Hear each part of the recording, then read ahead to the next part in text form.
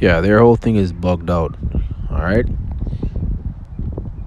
So again, it reads, this is Micah chapter 2, verse 9, and it says, no, not 9, verse 10, arise ye, get up, and it says, and depart, leave, put off the old man, conversations of the old world that you used to be in. Once you taste of the water, once you taste of this truth, you're supposed to put that off, put off any type of filthiness, especially in this world. And it says, for this is not your rest, because it is polluted. It shall destroy you, even with a sore destruction. Yes, because this world will puff you up as well.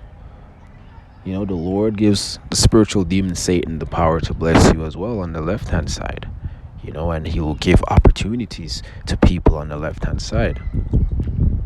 Like Bishop Nate, like other Israelite leaders, like other men that believe or that are in the truth as well, because not everything is going to be highlighted.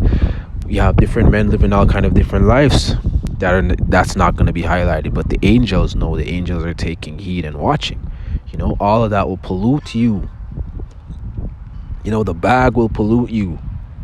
The bag doesn't have to only come in the shape of, take this bag and teach division in the sense of, compromising the doctrine and not teaching 100% truth. No, Satan come at you in different ways, different opportunities. That's why you got to be circumspect. So this precept is very heavy, man. This precept says, arise and depart.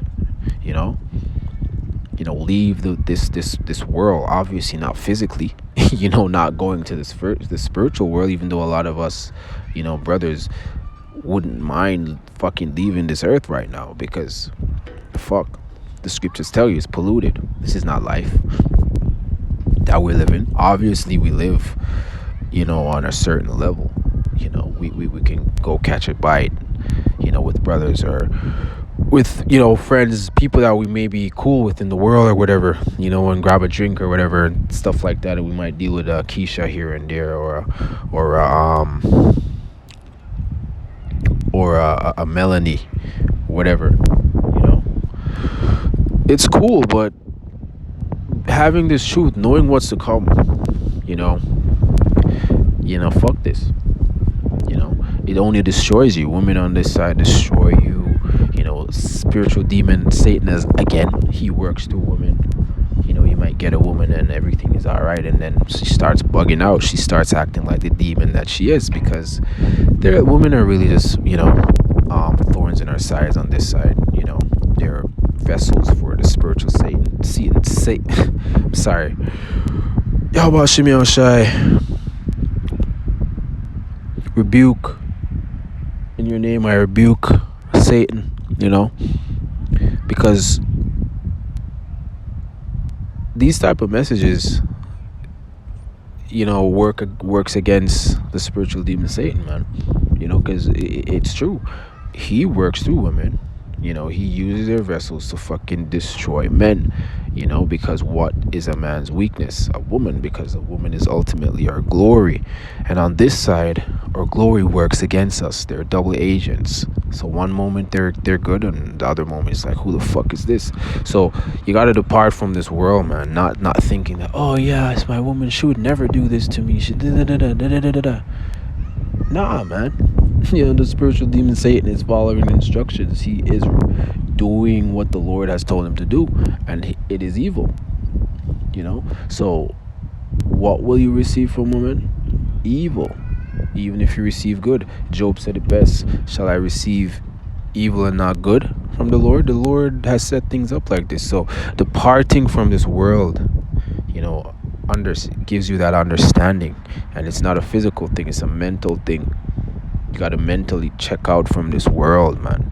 Even though we have to blend in and we have to do things in this world, we have to work and do certain things to put food in our bank accounts, money in our bank accounts, so that we can put food on the table. Whether it's for our own sustaining or our family. However it is, whatever it is, that's the reality. We have to, work for that defense as well, because money is a defense. But we got to understand all of the different things in this world that destroy us. Again, so it says, because it is polluted, it shall destroy you, even with a sore destruction. Okay, so this is a precept that came to mind as I was just, meditating on certain things that I've been seeing today, and just, thinking about it spiritually, because everything is spiritual. You know, majority of our people, they will never understand on this side, and that's just it. That's just the reality. But knowing this and knowing that in Yahweh's in Yahweh Shemel kingdom to come, there's many mansions, and the elect will be holders, rulers in the new world to come, and we will have many mansions, man, because the Lord loves his chosen. The Lord will not forsake the saints, but the Lord has given us many sound messages, that we are to follow. Okay, so arise and depart, because it's high time, as it says in Romans, the elect. Also a message to the elect, but we don't know who is the elect, so we push forth these messages. It's a high time to awake out of sleep. Let me just get that real quick and close. But it's also a message to the elect, because the elect are the only ones that are going to wake up. Now it's 13. Romans chapter 13 and 11. And it says, and that knowing the time, that now it is high time to awake out of sleep. So when you awake out of sleep, you depart. Okay? And it says, for now is our salvation nearer than when we believe. Okay, so in order to be a receiver of salvation, in order to be beamed up into the chariots of the Most High when the destruction is hitting, you have to awake out of sleep. The Lord has to ultimately awake you. So you have to have that mindset of not, being in sync with these wicked Israelites, that are going to be destroyed. Okay, because 2/3 of our people are going to be destroyed, and they will not arise and depart. They will continue to have fun in this world and live it up until the day Yahweh comes. And it's going to be too late for them. Okay, so again, arise and depart. Message to the elect. Again, high time to awake out of sleep. It is time of awakening. You still have members of the elect that haven't got the message as yet.